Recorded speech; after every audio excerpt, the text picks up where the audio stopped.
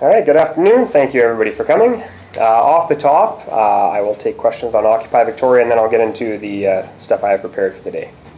How many officers were there today? We had some of our bike officers that were down there. I don't have a complete number, but they were down there just assisting the bylaw and just monitoring what was going on. Any more than any other day of the protest? Were there more today? No, we didn't call out specifically for that, no. And what have the police been told about removing people under the camping bylaw or any other bylaw? We're really following the city's lead. It's the bylaw department from the city that's taking the lead on this. We're there for support and to try and make sure this happens as peacefully as possible, whatever the outcome is for that. Are you working on a plan in case it does come to the point where you have to remove them?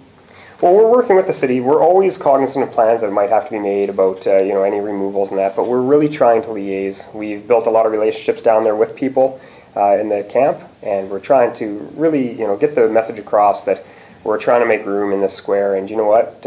We're having some success with that.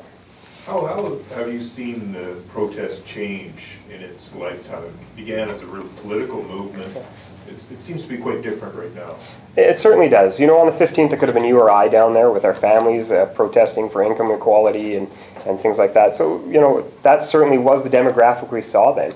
But since that time, we have certainly seen the makeup of the camp change. There's a lot of people down there that we know, and not for the right reasons, that we deal with on the street. We're noticing that the camp is changing to more of a tent city like we saw in the past at Cridge Park.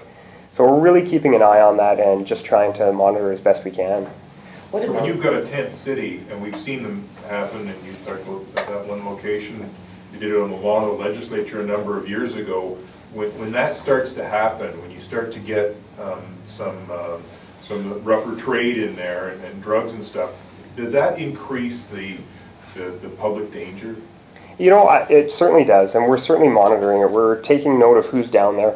We do have officers that are coming out, and we have to put on overtime to monitor this because it stretches our regular patrol resources too much. We can't have officers dedicated there when we're responsible for a whole city.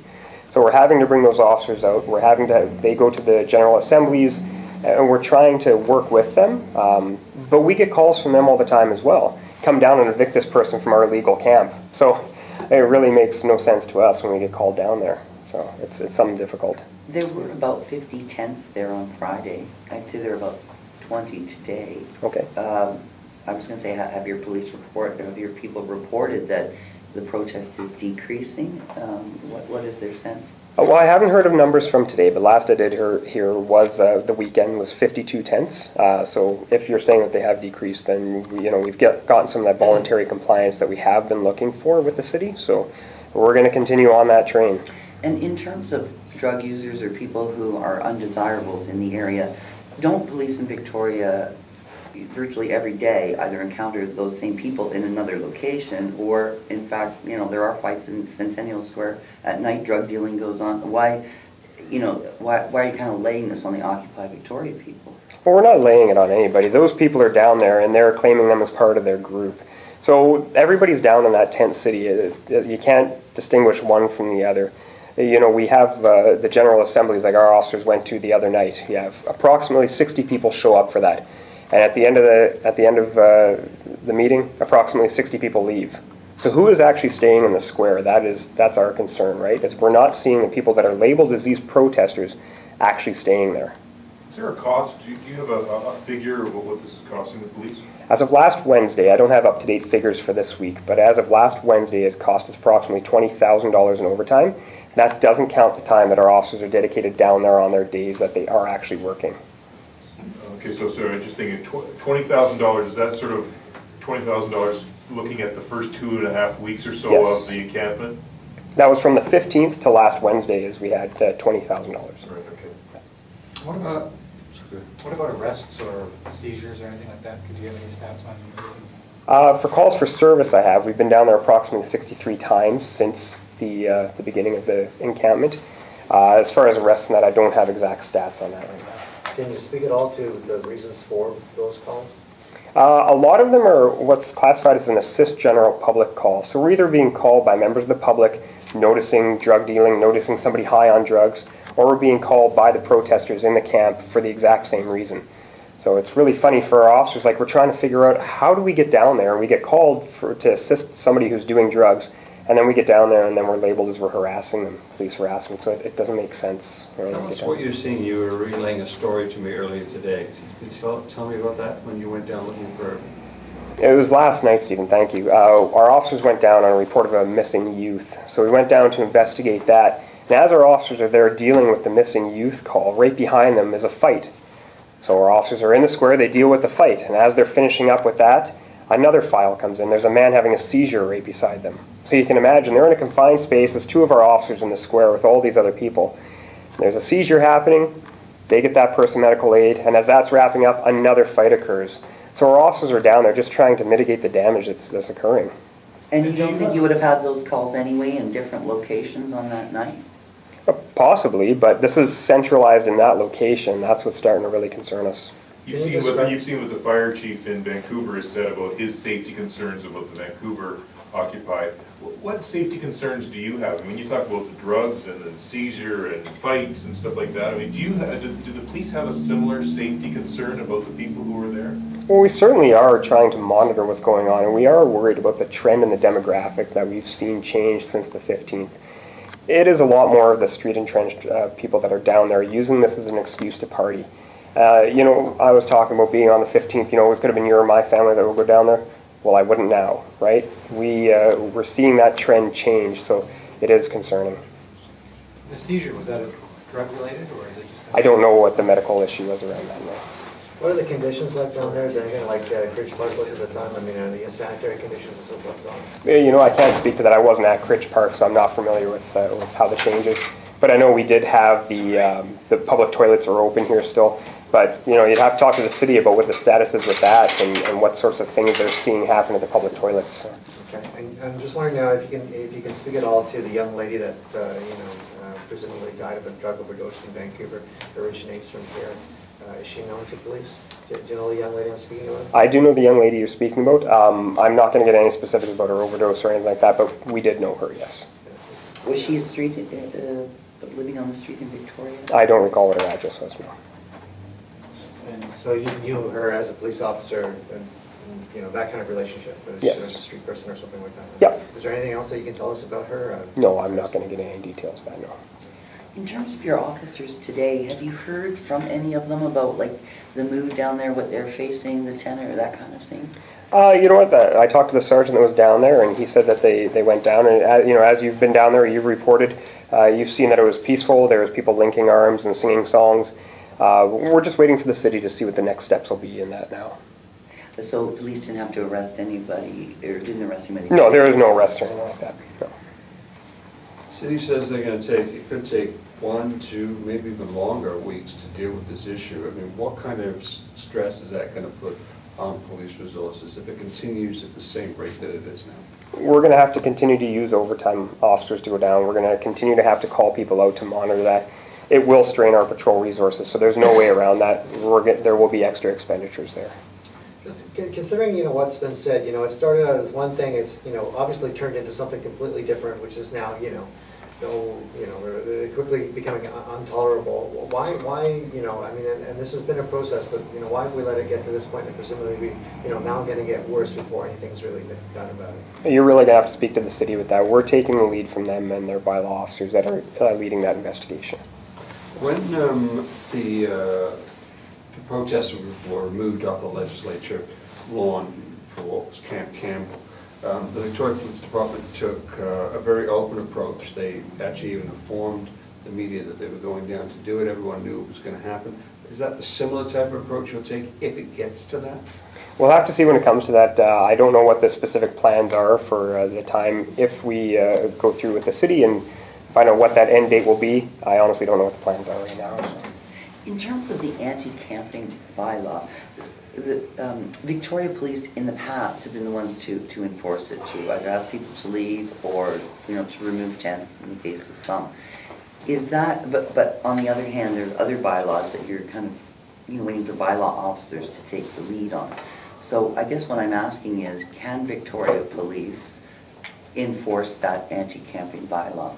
Well, I think what you're missing there, Lisa, is that the bylaw officers of Victoria were very out there as well in enforcing those bylaws at the same time as us. So we were supplementing what they did.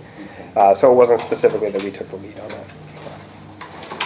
When you describe your officers being down there and dealing with one incident and then a second and then a third, do you get any sense from the officers as to what the mood of the people there is towards the police? Like, is it a hostile, threatening or anything like that? It doesn't seem so bad, but last night, for example, you bring that up, there was 5 people that were supposedly with the Occupy movement that came up to our officers when they were dealing with these assaults, and they said, forget it, I'm out of here. Like, this is enough is enough, so. All right. Next.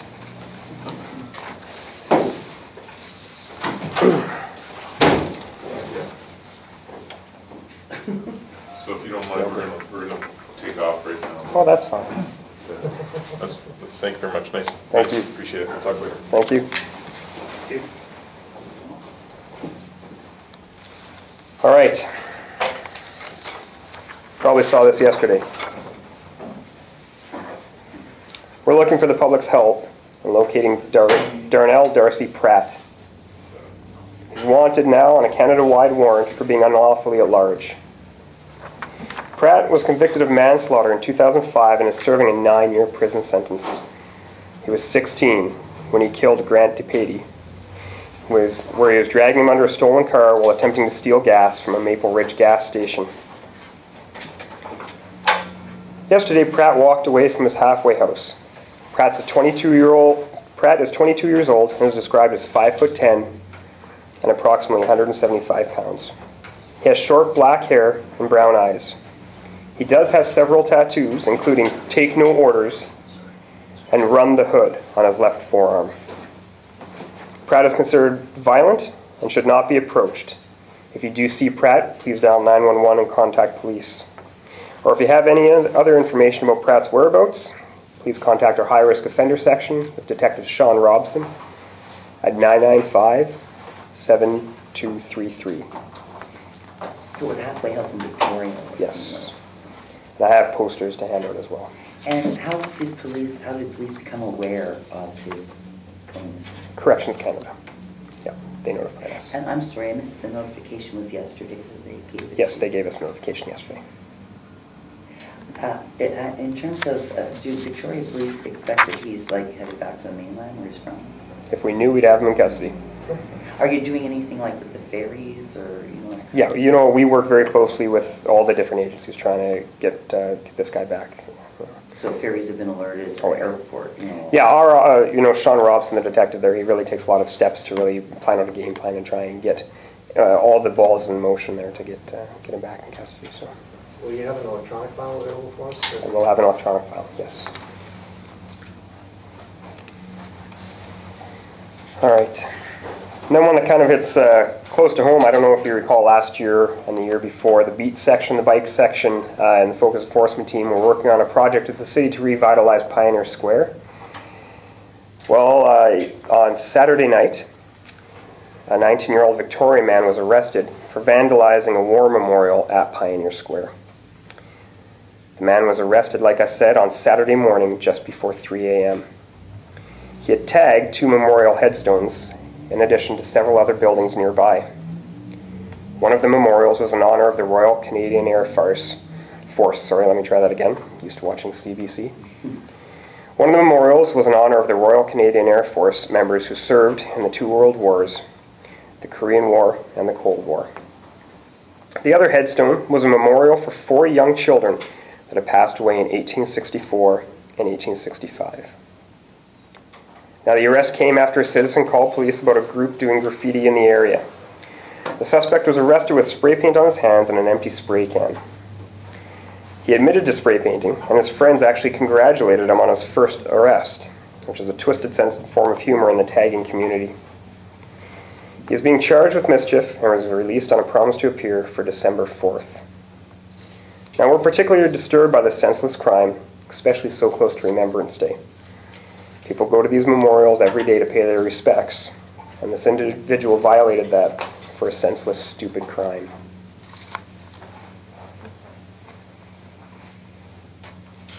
So Tracy, his age is what? It's a 19-year-old Victorian man.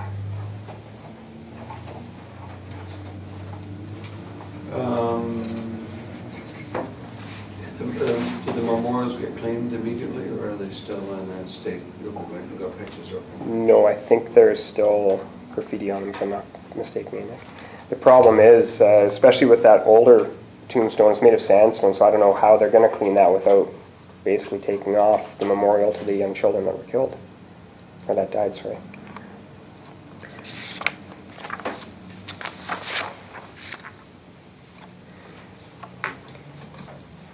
And the last one I have for today was something that was reported on a bit yesterday, but a little bit of an update for today. The shoplifting gang that strikes downtown merchants. So 5 people were arrested Saturday afternoon after stealing more than $30,000 in clothing from downtown merchants. This is a sophisticated shoplifting ring known as the Deacon Gang, who stole from at least 7 stores downtown. Those businesses included Roots, Outlooks for Men, Sweet Nancy's, Rebel Rebel, Lululemon Athletica, Soissons, and Le Chateau. They were arrested just before 5:30 p.m. at the Shorts Bay Ferry Terminal with assistance from the Sydney RCMP. The Deacon Gang has been active in property crime in the Lower Mainland for years. They're known to shoplift high-end items of clothing and employ distraction techniques to commit their crimes. They're well known to police and have previously been the subjects of warnings to the business communities. In this instance, the warning and an alert business owner helped end their crime spree. Sweet Nancy's reported a theft in progress around 2:30 p.m. The store owner and staff recognized the culprits as the Deacon Gang. At that time, police began canvassing businesses in the downtown, and more theft reports came in. Store staff were able to positively identify the suspects from the Deacon Gang warnings.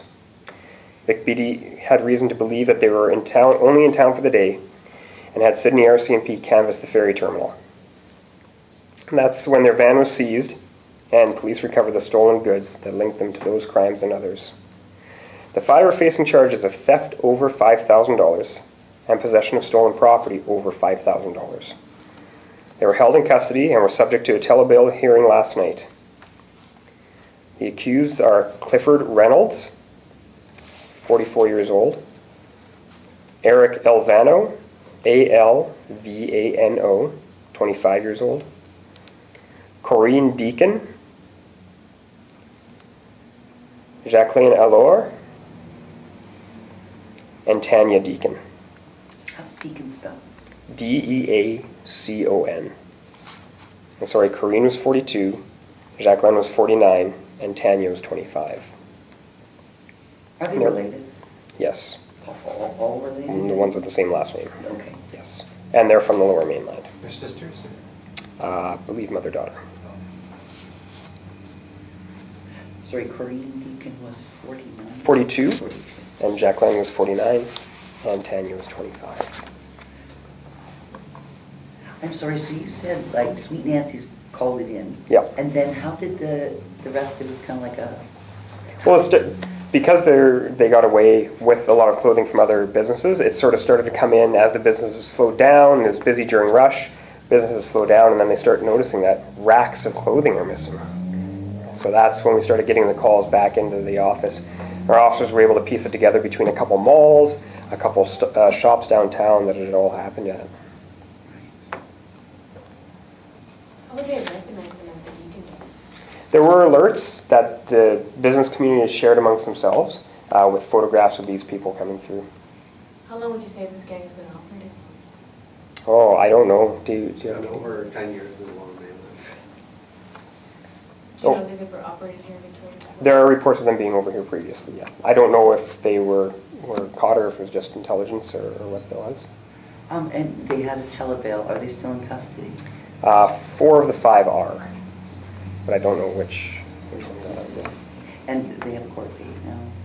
Is it- They're still in custody, so I don't know what the They'll date is be there. here. Yeah, I must have, so, yeah. Are there other members of the gang at large, or? That's all we have information on.